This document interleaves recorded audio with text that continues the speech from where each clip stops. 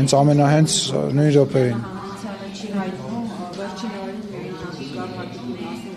ԱԳՆ-ի հայտարարությունը վարչապետը հանդիսանում է կառավարության ղեկավարը,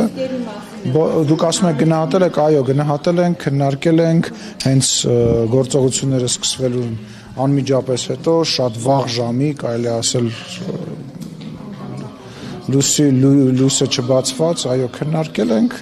եւ ինչի հետ կապված պետք է մենք գտնվում ենք կապի մեջ մեր միջազգային գործընկերների հետ եւ այս պայդրությամբ որևիցե բան, որ ավելացնելու կա բացի ԱԳՆ-ի հայտարարությունից չկա։ Այո, հենց այ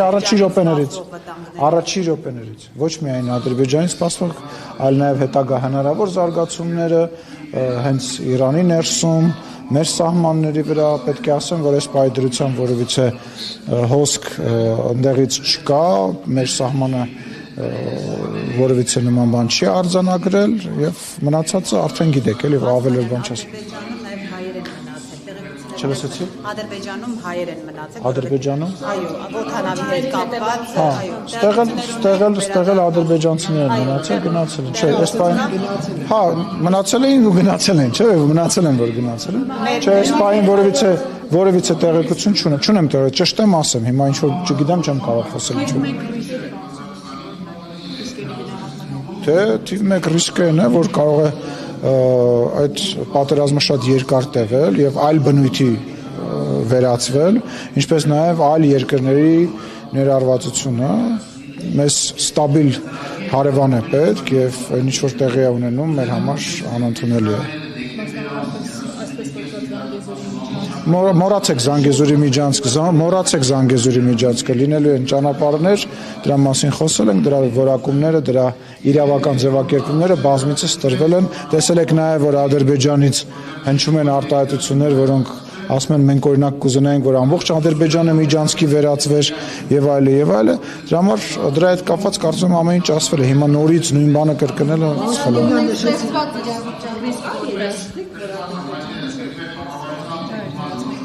Լուսինե ջան, ես քաղաքական առումով եմ ասում մոռացեք եւ ռազմական առումով էլ արդեն ռազմական գերատեսչության ղեկավարը կպատասխանի, այդ խոսակցությունը փակված է եւ այդ խոսակցությանը վերադարձ ոչ այն ժամանակ ա եղել, ոչ հիմա կա, ոչ էլ ապագայում կարա լինի, դրա հետ կապված իրանք հայտարարություն են արել, մենք մեր դիրքորոշումը ասել ենք, իրանք զարմանքով են մոտեցել, նա Ադրբեջանի նախագահը ասել է ես զարմանում եմ ընդհանրապես դուք ինչի եք դրանից այդպես վատ վերաբերում Ադրբեջանի պաշտոնյան, որը որ զբաղվում է իրենց արտաքին քաղաքականությամբ եւ հանդիսանում է իրենց ցելը որ ինչ են հայերը այդպես ցավագին տանում, մենք կուզենայինք որ ամբողջ Ադրբեջանը լիներ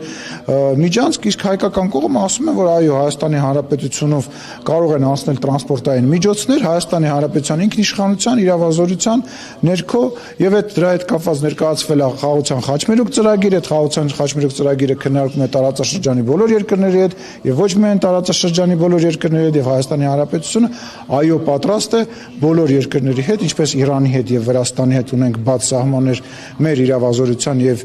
օրենքների հիման վրա, դա անել որևիցե նոր բան մի փնտրեք, չփնտրեք ու մի խոսեք։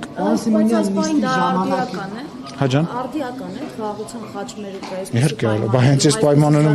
այս պայմաններում է արդիական, որովհետև եւ տենց խոսք կա, չէ՞, ժողովրդական, որ մի դուր բացվում է, մի դուր փակվում է եւ հակառակը, որ մի դուր փակվում է, մի դուր բացվում է։ Հիմա եթե դուք օրինակ համացանցում կա, հա, տեսնում եք քարտեզը, որտեղով են ինքնաթիռներ թռնում եւ ակնհայտ է, որ Հայաստանի եւ մեր տարածաշրջանը այս պայդրությամբ հաստատի օթային միջանցքի է վերածվել քաղաքացիական ինքնաթիռների համար, այո, իհարկե արդիական է եւ ինքը նաեւ արդիական է այն առումով, որ դա ոչ միայն տնտեսական իմաստ ունի, դա նաեւ անվտանգային իմաստ ունի, որովհետեւ այդ կապը նաեւ Իրանից տնտեսական շահեր է հետապնդում բոլոր երկրների համար։ Նորից եմ ասում, ժողովուրդ, նորից եմ ասում, պատերազմի հետ կապված ռիսկերը այսօր մինիմալ են եւ մենք պետք է աշխատենք, որ ընդհանրապես այն չեզոքացնենք եւ Հայաստանի Հանրապետության կառավարությունը այդ ուղղությամբ գործուն քայլեր է անում, ինչպես նաեւ օրինակ ես համարում եմ, որ նման գործուն քայլերից մեկը հաջես հայտնի վարչապետի նախատեսվող այցն է Թուրքիա, այո հաստատում եմ, Եկեք այդ հաստատեցի, բայց մնացածը արդեն վարչապետի գրասենյակի։ Այո, հրավերի հիման վրա։ Հայ-թուրքական հարաբերություններից նաև այդ խաչմերուկի Բոլոր հարցերը տարածաշրջանային քննարկվելու են եւ ես կարծում եմ այդ այցը պատմական է, որովհետեւ Հայաստանի Հանրապետության ղեկավարը առաջին անգամ նման մակարդակի այց է իրականացնելու։ Լսեք, ես հիմա դժվարանում եմ անունը ասել, պաշտոնական աշխատանքային է, բայց որ դա երկկողմ այց է եւ հրավեր է արվել նախագահի կողմից եւ հենց այդ ֆորմատով է լինելու, այո։ Իսկ ակնկալիքը հայ-թուրքական հարաբերություններին է, ակնկալիքը այդ հանդիպումից, ամսի 20-ին ասած,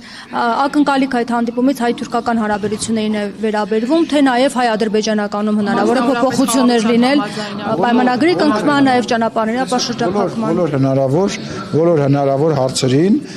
որոնք որ հնարավոր կլինի քննարկել, այդ հարցերը կքննարկվեն։ Ոչ մի արտառոց բան էսպայի դրությամբ չեմ կարող ասել, որովհետև չեմ բացառում որևիցե քննարկում։ Կարող ենք ենթադրել, որ Թուրքիան ուզում է միջնորդ լինել այս երկխոսության մեջ, հայ-ադրբեջանական հարաբերությունների երկխոսության։ Չեմ կարծում, որ նման գնահատականներ տալը ճիշտ է։ Ես կարծում եմ, որ Հայաստանը եւ Ադրբեջանը որևիցե մի երկրի, նույնիսկ ոչ տարածաշրջանային երկրի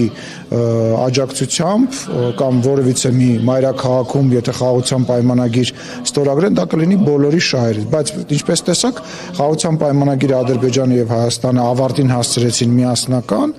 եւ երկու կողմը կորոշեն էլի, երբ որ դրա ժամանակը գա, թե որտեղ կկնքեն, ինչ միջնորդություն կլինի միջնորդություն, թե ընդհանրապես միջնորդության կարիք չի լինի, թե այլ ֆորմատ կլինի, որտեղ դիվանագիտական բանում տարբեր ֆորմատներ գոյություն ունեն եւ ես չեմ բացառում, որ այլ ֆորմատների քննարկում նույնպես տեղի կունենա եւ ինչ որ մի ֆորմատ կընտրվի։